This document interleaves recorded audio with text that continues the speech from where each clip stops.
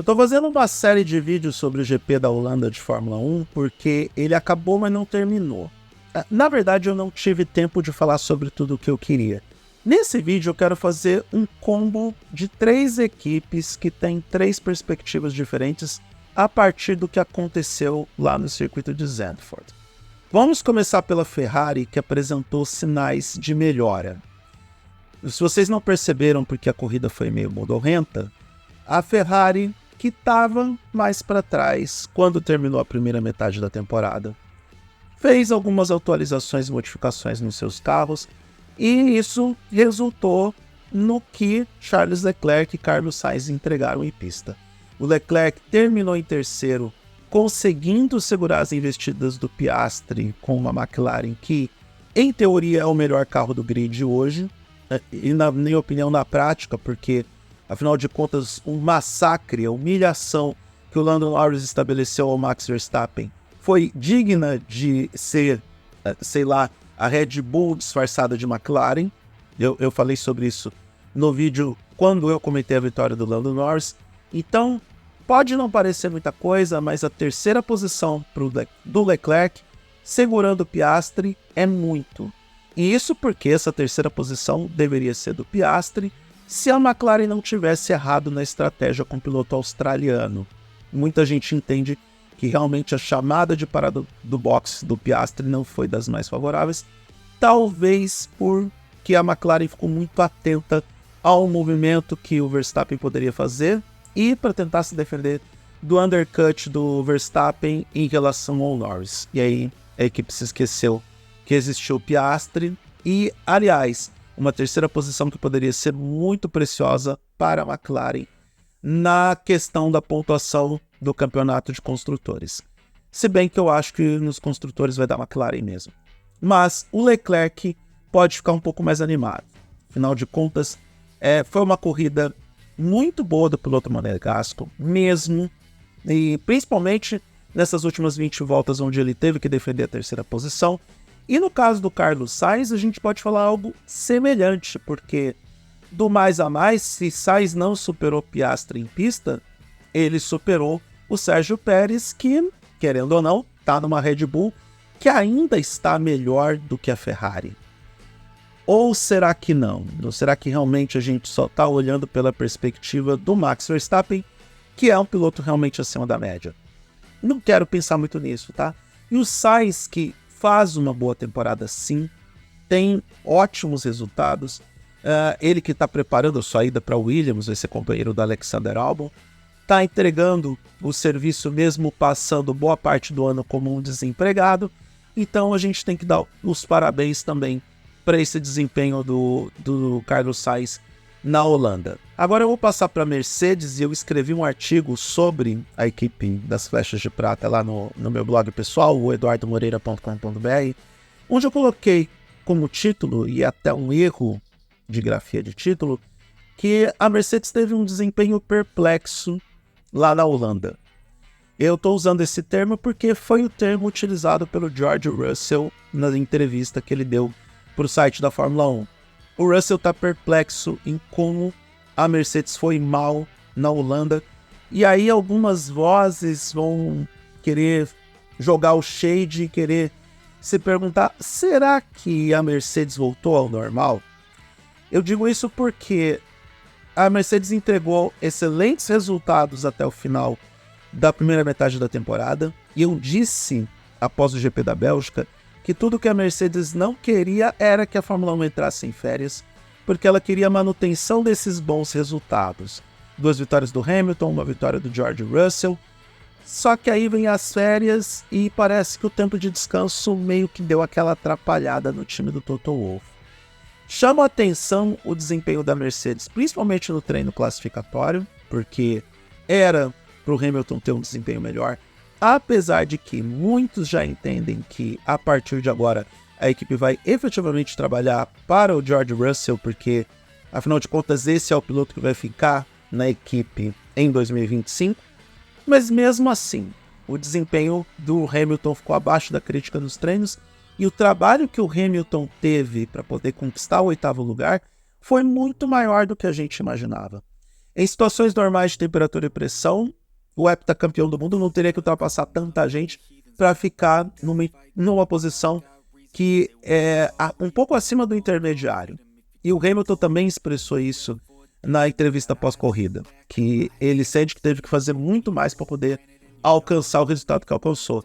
E ao mesmo tempo, isso liga o sinal de alerta para a Mercedes como um todo, também por causa do desempenho do George Russell, que largou à frente do Hamilton e só chegou na 7ª posição.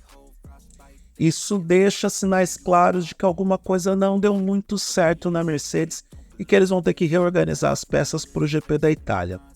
Para todos os casos que eu vou mencionar nesse vídeo, incluindo agora o da Mercedes, mas também vale para a próxima equipe que eu vou mencionar ao longo dessa missiva eletrônica, a gente tem que esperar o GP da Itália para ter conclusões se realmente o que aconteceu na Holanda foi um fato isolado ou se é uma constância de desempenho. E aí, por conta disso, a Mercedes precisa rever os posicionamentos e rever as estratégias para poder se posicionar melhor nos treinos e entregar melhor performance na corrida. Se bem que o que é mais grave no caso da Mercedes no GP da Holanda é justamente o desempenho na corrida, que ficou abaixo da crítica. A impressão que dava é que a Mercedes estava correndo sozinha, que ela não tinha adversários ou não tinha condições de ter adversários em pista. Tudo bem, o Hamilton ultrapassou vários adversários, ultrapassou o Tsunoda, o Magnussen, enfim, os carros que estavam na frente dele, o Hamilton ultrapassou. Mas a partir do momento que chegou com o Russell na 8ª posição, foi uma corrida dos dois. E o próprio Russell ficou com a impressão de que não competiu com ninguém, exceto com o Hamilton, que chegou, mas também não foi uma ameaça. Então, esse é o cenário completo ou incompleto da Mercedes no GP da Holanda. E a Aston Martin? A Aston Martin que Papai Stroll deve estar furioso. E fica a dica, é bom Papai Stroll ir atrás mesmo do Adrian Newey para mexer de vez com as estruturas da equipe e fazer um carro vencedor para a Aston Martin. Porque a equipe que prometeu ser uma adversária da Red Bull e competir pelo campeonato no ano passado e esse ano, só andou para trás. Só andou para trás. Eu penso no péssimo humor que o Fernando Alonso deve estar cultivando ou disseminando dentro da Aston Martin, porque eu disse já no GP da Bélgica, tá tão ruim a situação para Alonso lá, ruim no sentido de performance. Não tô falando de ambiente não, porque em termos de ambiente o Alonso consegue estragar qualquer um. Mas em termos de performance tá tão ruim que ele meio que ligou o dane-se. Ele tá correndo por correr, não compartilha mais dados com o Lance Stroll como fazia em um passado não muito distante, dá umas respostas assim, tanto quanto mal criadas e grosseiras para o engenheiro durante as corridas, mas em partes eu entendo o Alonso. Parte de mim consegue entender o Alonso, porque a Aston Martin está mais perto da Vicarbe do que da Mercedes. Tabela de pontuação da Aston Martin é algo horroroso. Apenas 74 pontos. Em termos práticos, são mais de 200 pontos a menos do que a Mercedes e 40 pontos a mais que a Vicarbe, que é a Toro Rosso, a Red Bull 2. Olha, não sei o que aconteceu aqui. Essa talvez seja a prova cabal de que não adianta você ter muito dinheiro. Não adianta você ter muito dinheiro na vida se você não sabe como utilizar esse dinheiro. Não resta dúvidas de que a Aston Martin tem grana para queimar, que o Papai Stroll pode gastar o dinheiro que for nessa equipe, e isso é fato. O cartão de crédito American Express Black do Lawrence Stroll não tem limite algum. Ele está torrando dinheiro à torta direito, construiu uma fábrica que teve na fatura mais de 200 milhões de dólares. Ele foi atrás do Adrian Newey. Eu que achava que o Adrian Newey ia para a Ferrari, mas a Ferrari não quer atender todas as demandas do Newey, não quer pagar a bala que o Newey está pedindo. Deve ir para a Aston Martin mesmo, porque é onde está o dinheiro. A Aston Martin tem um acordo de desenvolvimento técnico com a Honda, que vai fornecer os motores para a equipe de forma exclusiva, o que não é pouca coisa.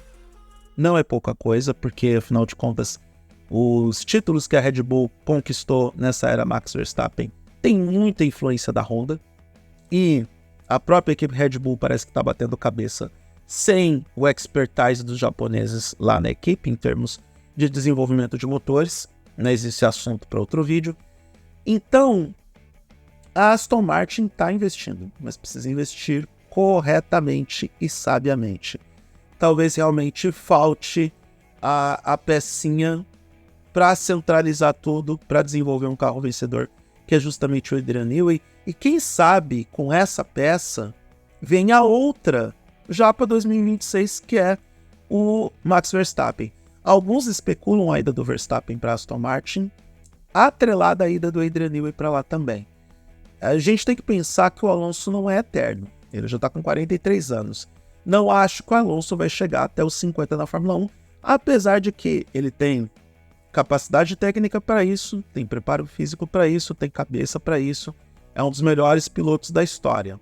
Mas não creio que ele vai ter a paciência para aguentar até 2026, apesar dele ter renovado para 2 anos, 2025 e 2026, mas não acho que muito depois disso ele vai aguentar até lá, e aí pode ser porta aberta para o Max Verstappen para chegar numa estrutura que, querendo ou não, vai ser forte, robusta, com muita grana para gastar, e muito provavelmente com um engenheiro que vai construir ou desenvolver carros melhores. Agora, esta Aston Martin que a gente está vendo prometeu e não cumpriu. Essa é a dura realidade, e isso porque eu nem tô pegando no pé, por exemplo, do Lance Stroll. Durante muito tempo eu fiquei com o pensamento de que o Stroll não merecia estar na categoria. Hoje eu não penso mais tanto assim, considerando o Logan Sargent, considerando, sei lá, o próprio Sérgio Pérez. E olha que o Sérgio Pérez não é ruim de todo, mas pelo amor de Deus, o Pérez dirigindo um dos melhores carros do grid, ficando em sexto nas corridas. Não faz muito sentido para mim. Então, o Stroll meio que conquistou um pouco da minha empatia. E o Lance Stroll nem precisou pagar para mim, para eu falar bem dele. Mas que a Aston Martin precisa rever as peças, precisa urgentemente rever a filosofia, porque tá tomando um cor atrás do outro na atual temporada de Fórmula 1, isso é fato. E esperamos que a paciência do Alonso aguente até 2026 mesmo, porque prevejo tempos complexos para a equipe dos carros verdes. Isso porque o carro é bonito, tá? Eu gosto daquele carro da Aston Martin, ele é bonito. E é isso, essas são as minhas impressões sobre o que está acontecendo com essas 3 equipes depois do GP da Holanda. A Ferrari demonstrou uma melhora, e eu espero que não seja a melhora da morte. A Mercedes deu para trás, fez um moonwalk, e eu espero que o moonwalk não chegue até a lua no GP da Itália, porque é importante também apresentar uma ótima performance numa pista de alta velocidade. E a Aston Martin, que tá mais para ser a melhor do resto do que ser quinta força na Fórmula 1. Tá bem longe da Aston Martin ser considerada quinta força nesse momento. E é bom o papai Stroll correr atrás para poder melhorar essa equipe antes que a paciência do Alonso acabe, porque uma hora ela vai acabar.